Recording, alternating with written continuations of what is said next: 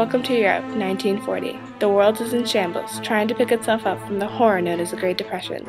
There are people wandering the streets, aching for a job, children playing with stacks of money due to inflation, and poverty is around every turn. Each country seeks someone who can turn the country around. Every country is waiting for someone to step up.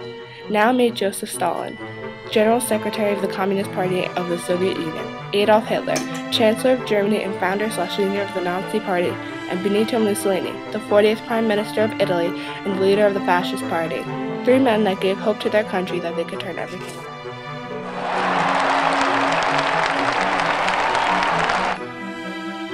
Benito Mussolini was a man who was never truly elected into office. He more or less gained the support of many civilians and seized power from the preceding president. Mussolini's plan was that he wanted to expand, and he planned on doing so while running a fascist government. A fascist government is one that is military-based. Mussolini also enforced Il Duce, which outlawed all political parties in Italy, censored media, and outlawed strikes. Mussolini's ideas also inspired Adolf Hitler. Adolf Hitler is one of the most famous leaders in history, but not in a good way. He had joined a group that believed the Treaty of Versailles should be overturned. When he first attempted to seize power, he landed in jail, where he wrote his autobiography, Mein Kampf, or My Struggles. In this, he vowed to bring back power to Germany and regain what was lost from World War I. When Germany's economy collapsed, Hitler got noticed. People wanted to bring him into control. When finally named Chancellor of Germany in August of 1934, Hitler already had big ideas. He got the Nazi Party to gain parliamentary majority over communism, making Germany a Nazi country. Hitler was leading the Third Reich. He then outlawed any other political party, much like Mussolini. Also like Mussolini, Hitler controlled the press. Hitler then banned labor unions. What came next is what caused one of the most traumatizing events in history. Hitler declared a war on Jews. He blamed them for all of Germany's struggles, saying that they didn't deserve to live. However, one of Hitler's biggest plans was expansion. He wanted to give back all the land lost from Germany in World War I, and more. Adolf Hitler paid no recognition to the League of Nations rules. He expanded his army, and expanded into territories not to be claimed, such as Rhineland. He began taking over countries such as Poland and Denmark. With no one stopping this man, the sky was the limit. Joseph Stalin was a man who craved power. He itched to make the Soviet Union a full-blown communist country.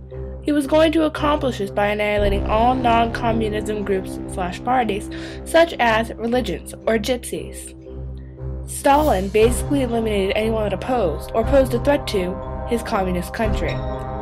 During the Eastern Front, Stalin had signed a non-aggression pact with Hitler, the Chancellor of Germany, on August 29, 1939. However, this non-aggression pact was nothing but a scam.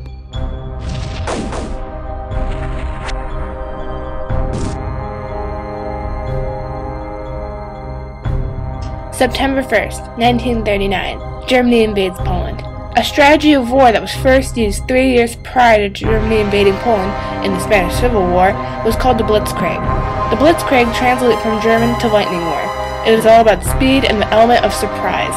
The Polish were easily and quickly demolished.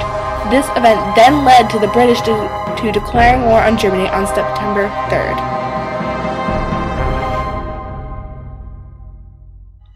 June 22nd, 1941. Germany attacks Russia, codename Operation Barbarossa. Hitler positioned 3 army groups on the border of Russia, also known as the Eastern Front. One group marched north to Leningrad, the second rushed to the central part of Russia, Moscow, and the third went south to Stalingrad. October of 1941. Germans reach Moscow. When the Germans reached the Soviets' capital, Moscow, they were expecting an easy victory because of all of their previous success. The soldiers got what they were anticipating and remained in the city to keep control. What they weren't expecting was to be cut off from the world during the cold, harsh, and unforgiving Russian winter. The Russians surrounded Moscow and denied soldiers food supply. The German soldiers were essentially starved by the Russians, and they also did not have the appropriate preparations for the cold weather. Due to this, many Germans died, and when winter finally ended, the Russians were able to force out the remaining few soldiers and take back their city, along with their pride. August 1942. Battle of Stalingrad. It took 146,000 deaths for the German general, von Paulus, to finally surrender to the Russians in the city of Stalingrad, which is named after Joseph Stalin. This battle was one of the turning points in the Eastern Front, as this gave the other countries the hope of defeating Germany, hope that was desperately needed. Germany blockaded the city of Leningrad, now known as St. Petersburg, for a 900-day siege. The city was cut off completely from their food supplies, and starvation became the main cause of death. The siege began on September 8, 1941, and by December, an estimated 53,000 people had died. The city's population of dogs, cats, and rodents disappeared, since these things became dinner for many people, for some only on a good day. Because it was winter, the ground was frozen through, and no one could be buried. However, a good thing came out of winter. It froze Lake Ladoga, creating a lifeline for food and supplies, and through this way, many elderly and sickly were evacuated. This helped stabilize the country, and by January of 1944, the Red Army pushed the German soldiers away from Leningrad, allowing the city to finally celebrate their freedom. A diary of a young girl, Tanya, was later used at the Nuremberg trials for the siege of Leningrad.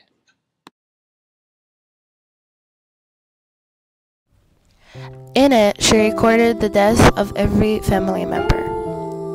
Zhenya, her sister, died on December 28th at 12 p.m. 1941. Grandma died on January 25th, 3 p.m. 1942.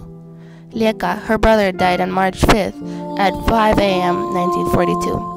Uncle Asya died on April 13th at 2 after midnight, 1942.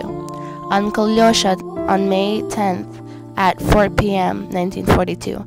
Mother died on May 13th at 7:30 a.m. 1942.